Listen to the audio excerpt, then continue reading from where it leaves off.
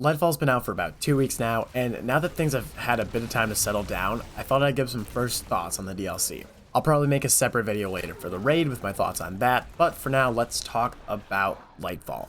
This was potentially the most hyped up expansion D2 has ever released. Over-the-top marketing and general excitement for the Season 19 finale definitely helped. Needless to say, this is the most excited I've ever been for a major expansion launch. So, did it live up to the hype?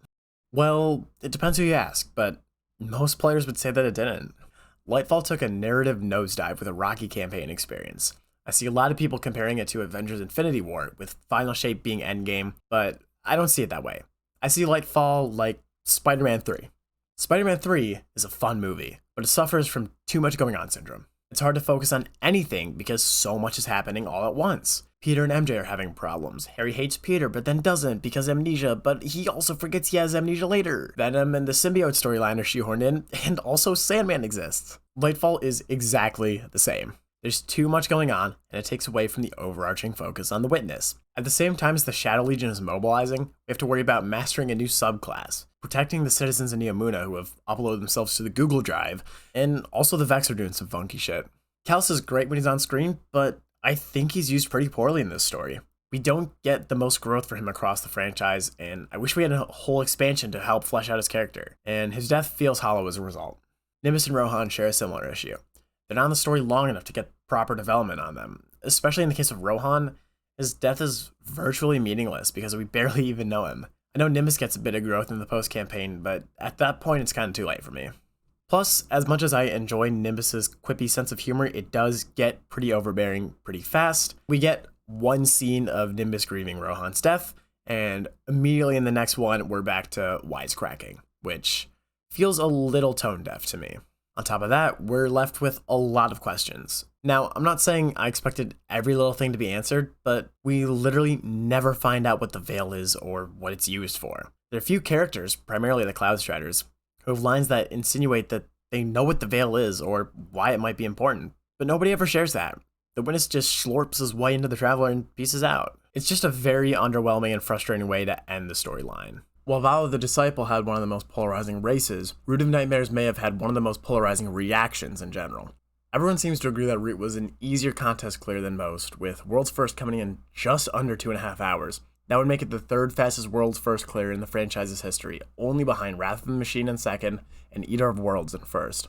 On top of that, the sheer number of contest clears in general substantiates this claim with over, I believe, 400,000 clears over the 48-hour period. As for my own opinions on the raid, I'm pretty split. On the one hand, I had a blast raiding during contest mode, and actually ended up getting my first contest emblem. Popping off after getting our clear isn't exactly something that's going to leave my head anytime soon. On the other hand, though, Root definitely leaves more to be desired. After contest mode ended, the raid felt like a joke difficulty-wise, and even on contest mode, the raid felt a little too safe. Maybe I'm just a better player now, but ads didn't feel like they were leaving that big of a mark most of the time, and mechanically, the raid also felt lackluster. Personally, my favorite raids are typically heavier on the mechanics side. I like encounters that get everyone involved in some capacity. Take the Atrex counter from Deepstone Crypt, for example. Everyone has to be on their A game, even those that don't pick up augments. Everyone in the fire team needs to be coordinated between top floor and bottom floor, especially when it comes to finding the correct boss to damage. This is an issue that Root struggles with profusely. The mechanics of most encounters can pretty easily be done by 1 or 2 people, with the remaining 4 left for added clear and boss damage. You can enter this raid with 0 encounter knowledge, and as long as 1 or 2 people know what to do, you should be fine. At the end of the day, however, Root is still a cool experience, even if it's an easier one.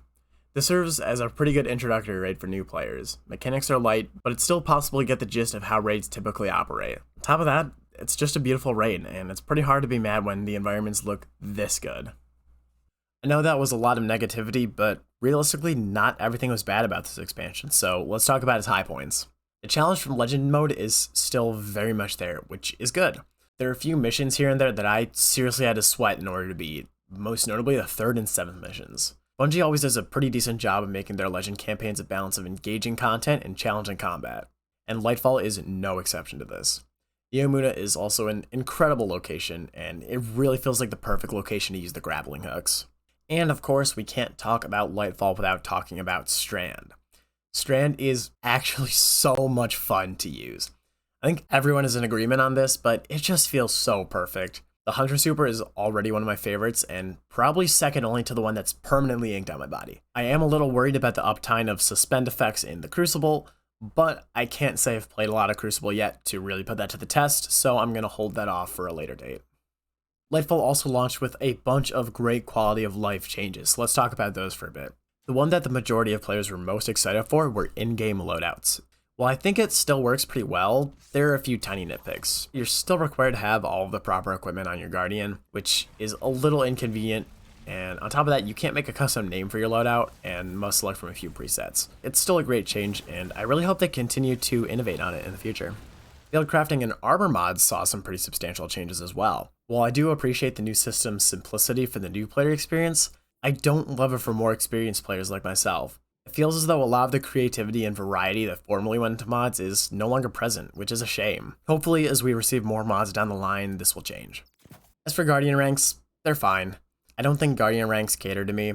They definitely seem like more of a stepping stone system for new players. The one thing I don't understand is resetting the rank at every season. If I had any real motivation for Guardian ranks before, it's all gone now. Knowing that I'll need to grind out 69 420 commendation score again in 3 months just doesn't sound fun. Also, one other tiny, small negative thing. What the fuck did they do to Lake of Shadows? Which unpaid intern's decision was it to change the strike and put in a payload? I'm sorry, but this straight up just isn't even the same strike anymore. It's a little sad. I'm really hoping they don't bring back old strikes and give them the same treatment, because honestly, I'd rather them just stay out of the game at that point.